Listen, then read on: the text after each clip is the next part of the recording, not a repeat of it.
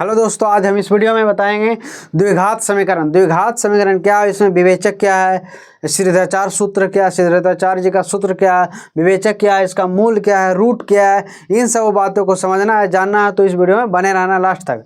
तो हम पहले बताते हैं द्विघात समीकरण। द्विघात समीकरण है क्या, ये होता क्या है।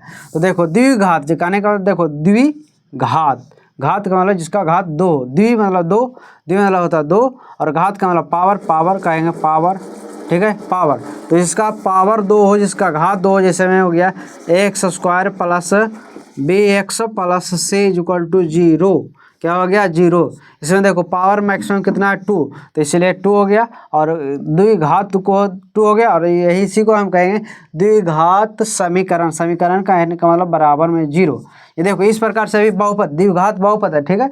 यदि हम बराबर में जीरो कर दिए तो यह हमारा, यही हमारा हो गया द्विघात समीकरण। और द्विघात समीकरण में हमको कहेंगे शून्य कहेगा, शून्यक, शून्यकों की संख्या दो होगा। क्या होगा, शून्यकों की संख्या दो हो जाएगा। द्विघात समीकरण शून्य कितने हो जाएगा, दो।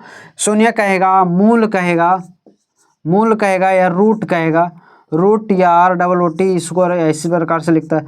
शून्यक, मूल, रूट कहेगा तो सभी को इसी बात को कहेंगे शून्य कहें।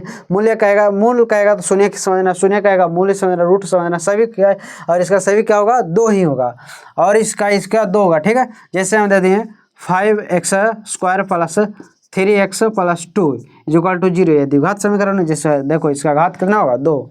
तो ये द्विघात समीकरण, इसको निकालने के लिए, मूल निकालने के लिए इसको फैक्टर में तोड़ना पड़ेगा, ठीक है। इसको फैक्टर में करना पड़ेगा, इसको मल्टीप्लाई करके फैक्टर करना पड़ेगा। फैक्टर करोगे तो दो आएगा, दो मूल आएगा, और उसको शून्य किया मूल कहेंगे। इसमें क्या कहता है, श्रीधराचार्य जी का नियम कहता है, इसमें x बराबर, यदि आपको फैक्टर नहीं करना है तो सपोज दैट मान लीजिए आपको फैक्टर नहीं करना है तो इसका एक फार्मूला होता है। फार्मूला होता है निकालने के लिए, क्या होता है फार्मूला, कि x बराबर होता है, x बराबर माइनस बी, माइनस क्या होता है b, plus minus root under D और बटा 2a। क्या होता है 2a। अब इसको क्या कहते हैं, इसी को कहते हैं श्रीधराचार्य नियम।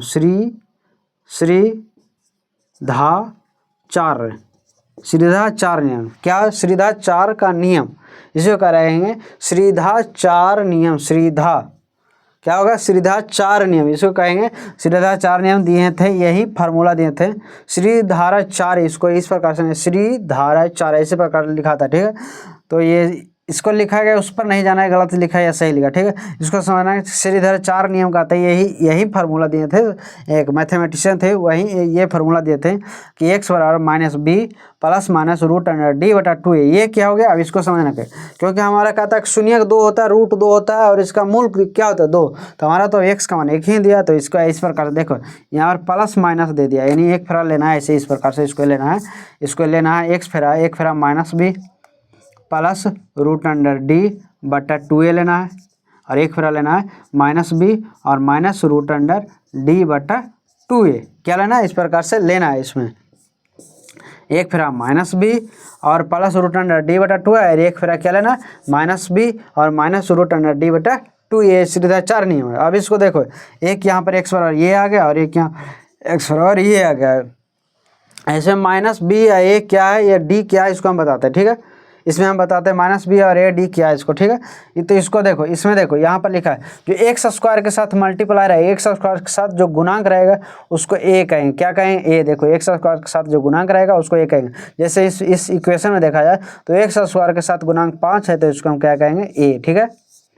अब जो x के साथ जो a, अब b किसको कहेंगे, जो b, जो x के साथ गुणांक है उसको b कहेंगे। जैसे देखो x के साथ जो गुणांक है, देखो इसमें x के साथ गुणांक कौन है, 3, तो इसमें b कौन हो जाए, 3, तो b तो पूछ रहा है b। और इसमें a और d क्या, तो d क्या है, इसको d बराबर जानते हैं, ठीक है।